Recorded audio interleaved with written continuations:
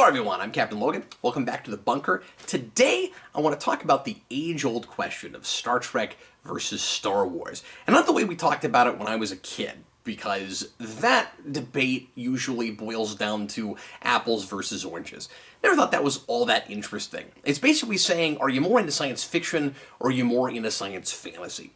Do you like stories that are more about good versus evil, or do you like stories that are more about the human condition? Not that those things don't sometimes bleed into each other, sometimes, especially with extra-canonical stories, but by and large, that's Star Trek versus Star Wars. Do you like the idea of the Force more than you like the idea of the Federation and the Prime Directive? That's not what I'm going to talk about today. Today I want to talk about Star Trek versus Star Wars, although both of these things certainly taste issues, and some of it could boil down to simply which of these franchises you're more of a fan of. But all things being equal, let's say you're like me and you like Star Trek and Star Wars. Admittedly, I'm more of a Trek guy than a Wars guy, but I do enjoy Star Wars, and I've gotten more into that brand over the last several years as I've reviewed stuff on the channel, and people have asked for it quite a bit for reviews on Star Wars stuff. I want to talk about modern Star Trek and Star Wars and ask the question, which of these franchises is less in a sucky place in 2020 going into 2021?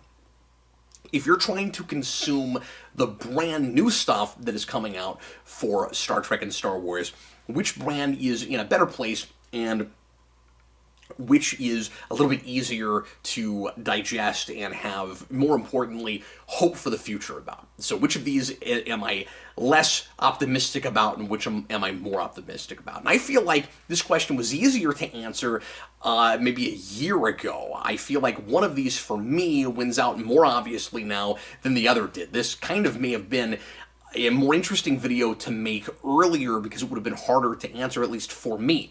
Now, I want to be completely transparent and say I'm not real happy with where either of these franchises is right now, and have not been for quite a long time. So you may be a huge fan of one or both of these things in the place where they are right now. I am not. I think that both of these franchises have overall, especially on screen of course, really lost their way and are shadows of their former selves. And if you are enjoying one or both of these franchises, that's wonderful and more power to you. I have been finding that difficult to do. And so I wanted to kind of compare them and contrast them and talk about just the state of each of them and where they're at for me at the moment. So, New Trek, I have not been happy with since the very beginning. Star Wars, I liked Force Awakens more than a lot of Star Wars fans. I was more in the masses, I guess, on that movie, where it was liked pretty well from the, general audience that movie was aimed more at, and I thought that it had a lot of potential. I had a very wait-and-see attitude when it came to Force Awakens. I thought I was watching the first act of a three-act film, of a three-act story, and didn't want to jump the gun and criticize it for things that it hadn't paid off yet. I thought the mysteries were potentially interesting. I'm also aware that the guy who directed it is the mystery box guy, and that there was a good chance that were he making all of them, those things wouldn't be paid off. But I took solace in the fact that Abrams wasn't making the second and third of those movies, and that in passing the baton, the next guy and the guy after that had the potential to do some really interesting things with them. I also suspected at the time that there was more coordination happening between everybody behind the wheel of those movies than ultimately it turned out to be. Call me naive, I thought there had to have been more of a plan, and that the potential that I was seeing in Force Awakens might have been realized. I thought Rey was a lot of fun. I liked that character a lot. I wanted to collect that character. And yes, in some ways, it certainly did watch like a lot of people complain it did, a carbon copy of the first Star Wars movie, but I thought, again, wait-and-see attitude, I thought get them all together, and there may have been really good structural reasons for doing that. Ultimately, it didn't work out that way, and I know there's a lot of people who don't like Force Awakens that do, in fact, like Last Jedi. I am not one of those. I am in the camp of Last Jedi is not very good, and I have talked about this and reviewed it and done a commentary, and I'm not going to spend a lot of time, of course, reviewing things I've reviewed before. But I don't like Last Jedi any more than I like. Well, I want to say any more than I like Rise of Skywalker. I don't know. Those are almost like strange things to compare because that was such a patchwork job. So I guess I'll just say Last Jedi disappointed me and frustrated me greatly, and Rise of Skywalker was not surprising and was a movie that I could enjoy on almost a Jurassic House level of, I can't believe it's this insane. And it's not good, and I can't remotely take it seriously, and I'm not even going to say that I like it better than Last Jedi. Last Jedi I found entertaining in a lot of ways. It just wasn't interested in a lot of the things I was interested in about the first film, and I felt like there were just a lot of things that didn't make sense and that I couldn't grasp onto in that movie.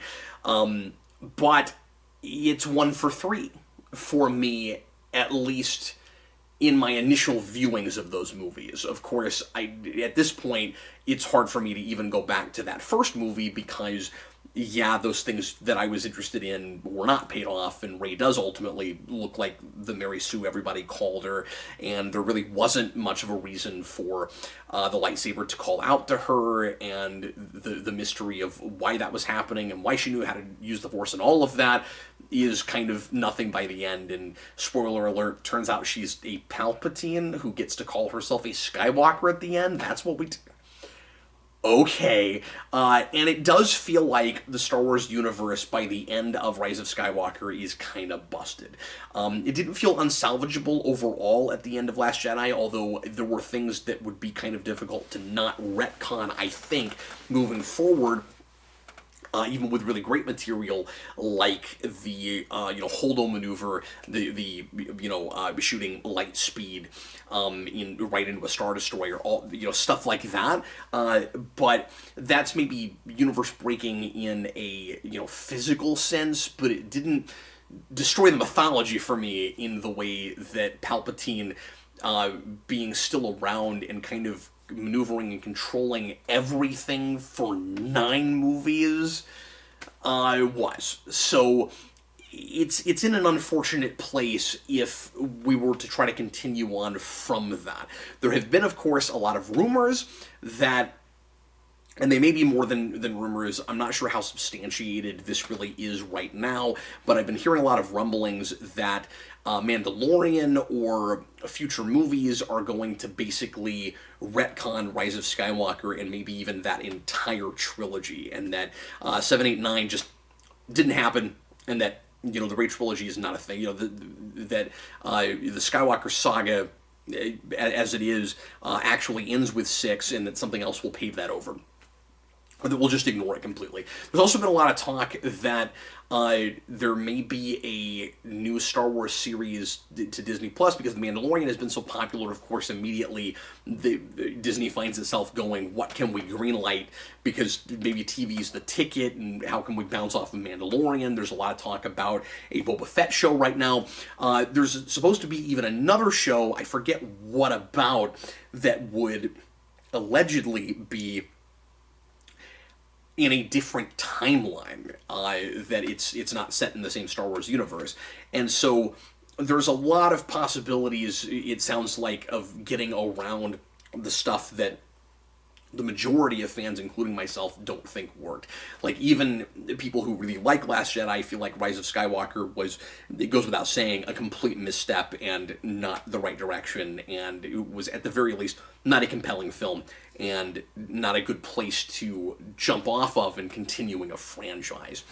So it's there's kind of the question in moving forward with Star Wars, well, how much of a sucky place is it in, well, how tied to the stuff that's really bad are we going to be? Like, we've been stuck with the prequels for a long time, and good salvage stuff has happen with that. A lot of people really love the Clone Wars. I've never been able to get into that. I have read some comics that deal with Clone Wars era stuff that are pretty good.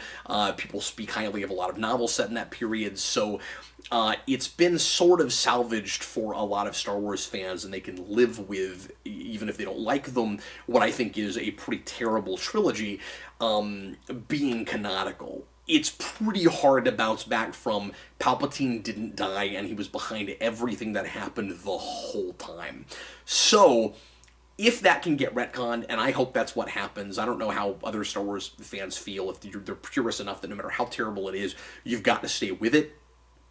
But I think there's a lot of hope for that if they really are retconning those things. We did keep in mind decanonicize the majority of the Star Wars universe, because the EU was all considered canonical in a way that the extra media stuff for Star Trek never was. And so there's precedent for getting rid of major stuff in Star Wars and then replacing it with something else.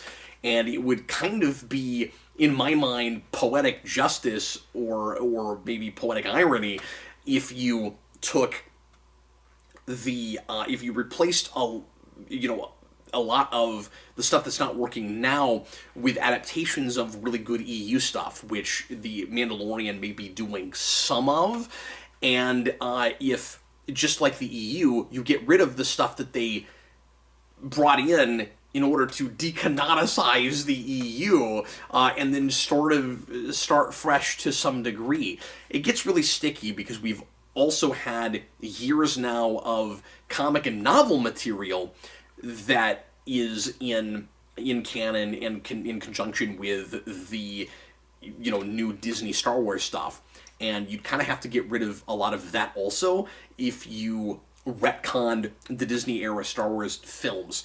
So I don't know exactly how that would work. I don't know if you'd end up with yet another EU where certain things that existed before on film, like Clone Wars, like the original trilogy, like the prequel trilogy, are all considered canonical. But once again, we get rid of the rest of the most recent EU. I have no idea how exactly that would work. But the long and the short of it is, we've got the potential in the future for better Star Wars, especially if we allow the bad stuff to die. It's time for Disney Star Wars to die and replace it with better Disney Star Wars. If that were to happen, then the future is potentially bright if we learn our lessons from the sequel trilogy, which in my opinion should be get rid of the political pandery stuff. Some people don't feel like there was much of that. I think that there was enough that it was a problem. But the bigger thing is, don't think too much about deconstructing it or trying to repeat it. Just tell stories that make sense in that universe, and that are... Because this idea that there are no stories left to tell in Star Wars, and that all you can do is repeat yourself or deconstruct yourself and try to turn things on its head is ludicrous. Because I've been watching The Mandalorian, and it doesn't feel out of ideas at all. In fact, it feels like it's just getting started. So there's learning those lessons, and then there is the fact that The Mandalorian is really good, and I'm really enjoying that, and I'm finding it pretty easy to ignore the stuff in Star Wars that's not working, because that feels so authentic, and it's just about, it's wonderfully so far simple, and I mean, it's starting to get into some cool mythology stuff, but it's been easing itself into that stuff very smartly, I think. And I have not reviewed any of this season Mandalorian. I am caught up, so I don't want to give too much away for people that haven't watched much of that yet. But from the end of last season, if you've watched that, of course, we are bringing in some Jedi mythology and some more Mandalorian mythology, and bringing in at least a, if not more, familiar character, and so. I guess a couple at least, but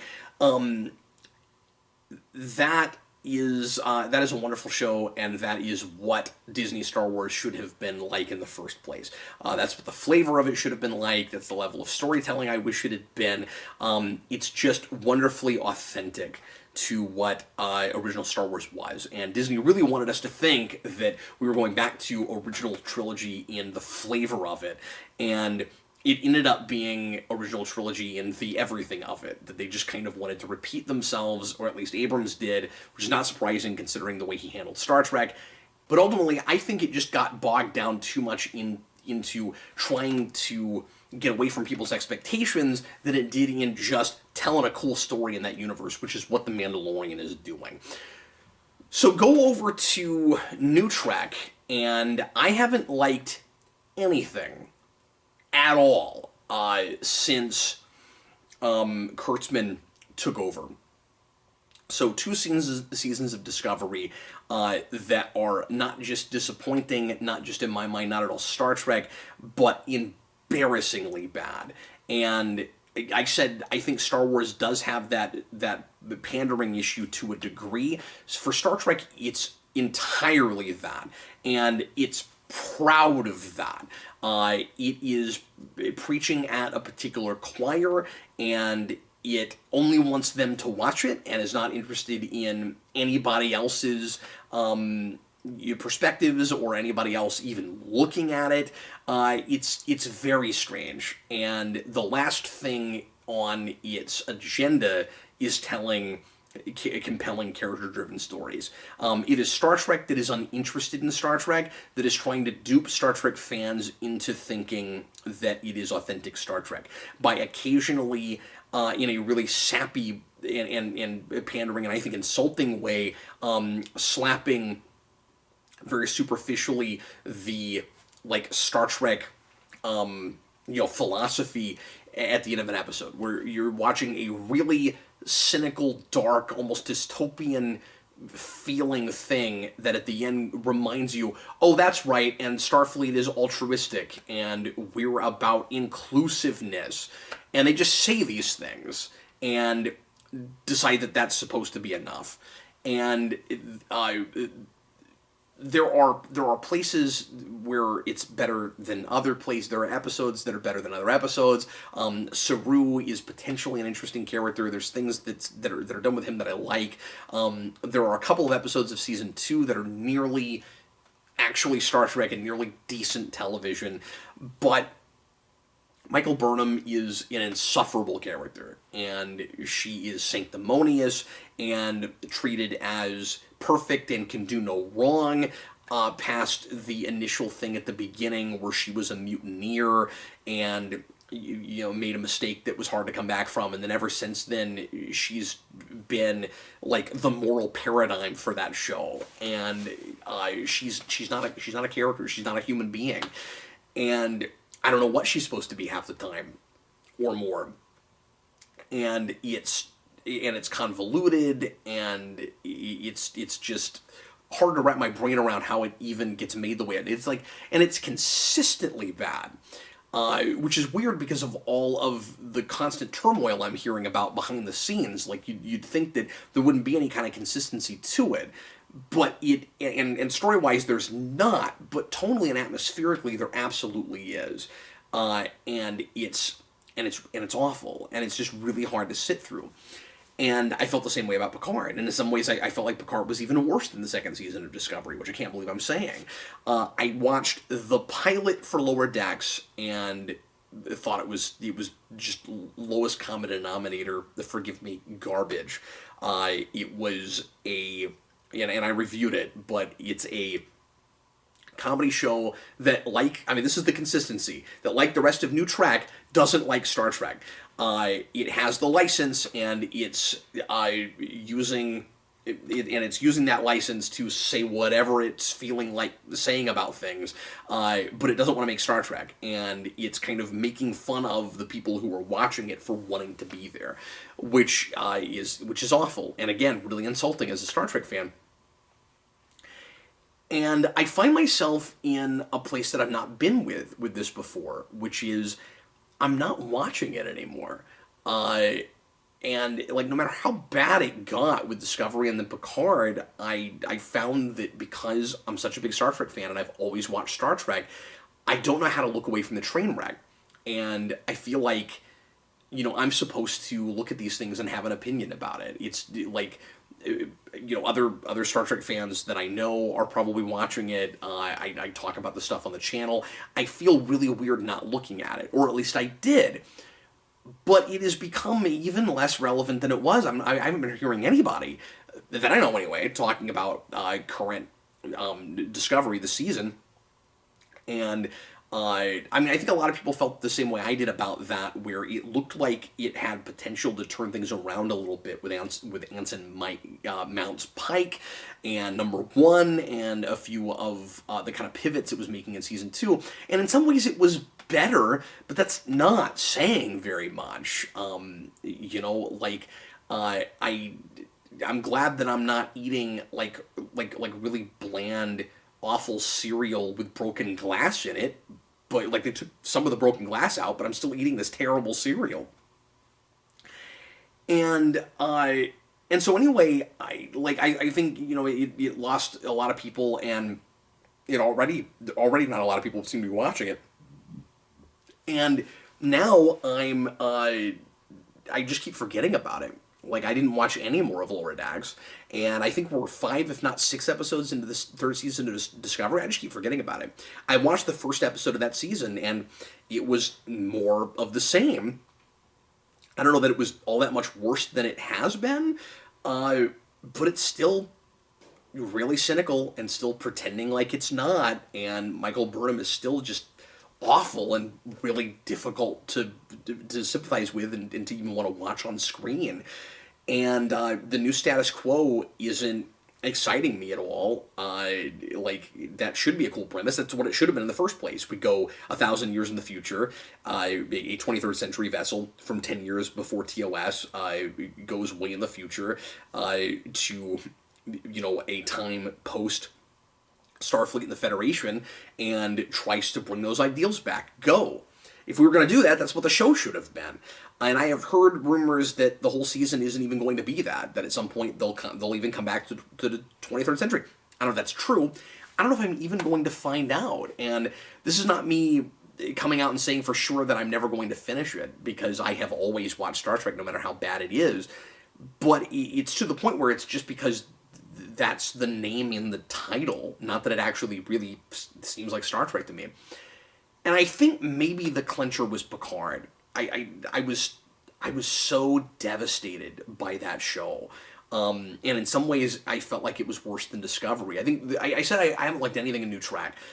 I gave a positive review to the pilot of Picard, and retroactively, after seeing where it all went, I don't think it's as good as I thought it was in the first place, and it's not its own thing, but if you look at it by itself, and again, sort of like with Force Awakens, the potential of what was after it, yeah, it could have spawned something that was actually Star Trek. It looked like it might have actually been saying something with the cynical world it was portraying. Starfleet is no longer Starfleet. That doesn't gel at all with Discovery, which is pretending like it has those ideals and those people are more enlightened and that we have this optimistic future where we figured some stuff out. It doesn't feel like anybody's gotten anything figured out in that universe, and so you have to just sort of suspend your disbelief and pretend like Discovery didn't happen and Picard is just canonical with more of the prime timeline, and that it's a true sequel to TNG. But then after that, it's not that anymore either. It is more Discovery set in the 24th century, and I cannot suspend my disbelief, and I cannot take it seriously, and I am bored to tears, and I'm constantly watching scenes I don't even know why I'm watching. And I don't have anything to latch onto. I got nothing. So at this point, I have to give it to Star Wars. I have to say Star Wars is absolutely in a better place than Star Trek is. And I'm seeing the potential for what could be done with it moving forward. And then let's look for a second at extra media stuff, canonical or not. Star Wars still has some good stuff going on, I'm sure, in comics. I read the first couple of issues of the most recent iteration of Darth Vader. I think it's the third renumbering of that series, and it was solid. I haven't looked at anything else recently, but that's more than I can say for Star Trek. I've not been reading any of, to be fair, any of the tie-in stuff with New Trek, with Discovery. I did read the Countdown to Picard stuff, and it was kind of nothing. Like, it's not terrible, but it was just sort of back matter for that show that you ended up not really needing at all. It fleshed out the Romulans that Picard lives with on his vineyard. They hardly factor into the story at all past the beginning. So that's about all I've looked at recently. IDW does have some original series stuff that's really good. I don't know if that ongoing is still going on, but I read the first 4 or 5 issues of a series that they were doing, I think, a couple of years ago that I thought was really good. So they have some extra matter with kind of Prime stuff that is at least in the last couple of years that's pretty good. So there's that. But Star Wars has lots more than that. Star Wars even had Rebels, which was really good, and people said, of course, good things about the end of Clone Wars. I've never really been able to get into that, but again, maybe someday I'll finally sit down and attempt to watch that again. I've not been able to get excited about it. Every time I've tried to get my feet wet in that, it's just not been for me. But it's had some stuff apart from the movies and stuff that counts. And Star Trek doesn't have any of that.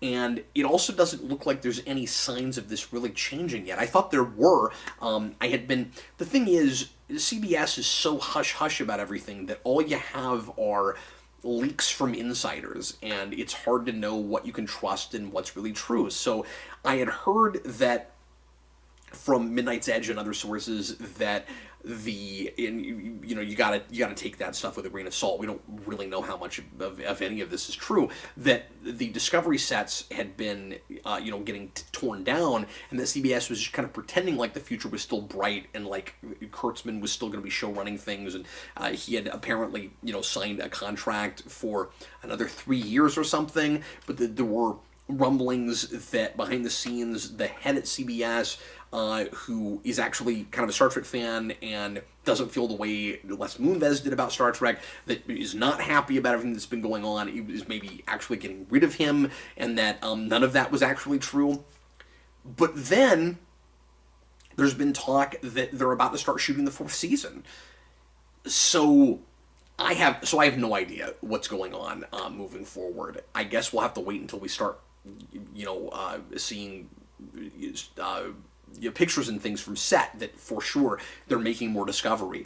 And the verdict is still out on Picard Season 2, which I absolutely do not want to have to sit through after how abysmal that first season was. It just hurts my feelings. Picard is my favorite character in fiction, and what was done with him there it blows my mind. I lose my ability to speak words when I talk about that show. There's been a lot of discussion about how difficult it is to get another season of that even going now, because their star is at such risk for getting the virus that it's hard to even get anyone to insure it, and so you'd probably have to wait to even film it until we don't have those concerns anymore. But nothing surprises me. I could imagine waking up tomorrow and hearing, nope, they've started shooting Picard also. So who knows?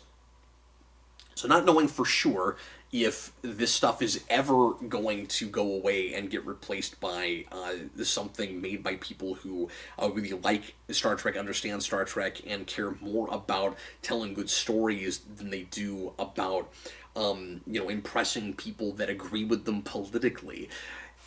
I just don't have a lot of optimism, sadly and ironically, for the future of Star Trek.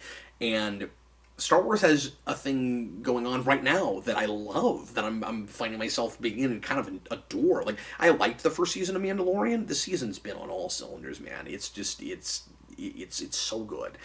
And it's so much fun, and I can sit down and watch it with my family. And separate episodes aren't rated differently based on violence and F-bombs. It's always the same show, and it can get a little violent, and it can be about some more adult themes, but not any more than Star Wars ever was, and it knows how to walk that line, and my 6-year-old adores it, and I can't even show him current Star Trek.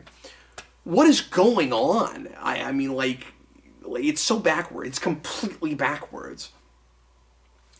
So, the verdict is pretty clear for me, that Star Wars is in a much better place than Star Trek, and that at the moment I have to say I'm more of a fan of current Star Wars, of course, the current Star Wars. I don't even want to watch current Star Trek, but it makes me feel like more of a Star Wars fan, and that bugs me, because, like, I love Star Trek, and right now, Star Trek feels like, I still kind of eat and breathe Star Trek, but I feel like I'm having to live in the past with it. That it's just going back to, this old show that's feeling more and more ancient all the time, even going back to TNG, which is 30 years old now. And of course, I don't need my favorite things to go on forever. I don't mean to say that it's irrelevant because it's old. It's just awkward because we live in a world where there is new Star Trek happening, and there are fans of that feel like Star Trek is very much alive and well, and I don't feel that way. But I do feel that way more for Star Wars, at least with this one pocket with Disney Plus. And so it makes me feel like I'm living in the past. If only both of them were just over. And they were just, old TV shows and old movies that people continue to be fans of, that there's extra media stuff that gets made for, and you can enjoy it that way. But they're not on an even playing field anymore.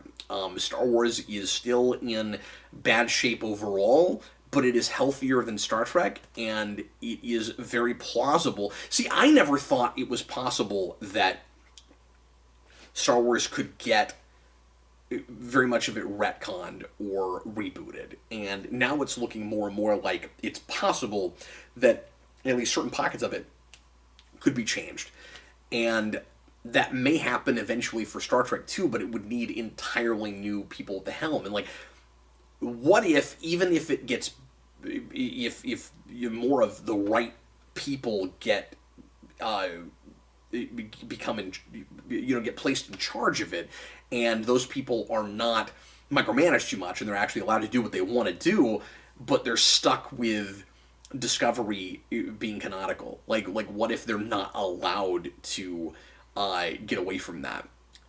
That would be abysmal. That would be awful. I don't know how you could even work under those constraints. So anyway, that's the verdict from me. Star Wars is in a better place, even though it's not in the best place it's ever been. And Star Trek is absolutely in the worst place it's ever been, in my opinion. Leave your comments. Let me know how you feel about this whole thing. Whichever thing you're more of a fan of, and whichever thing you more feel like is in a better place right now. I'd love to hear from you. And thanks a lot for watching. I'll see you again with more videos very shortly. I was Captain Logan. Bye, folks.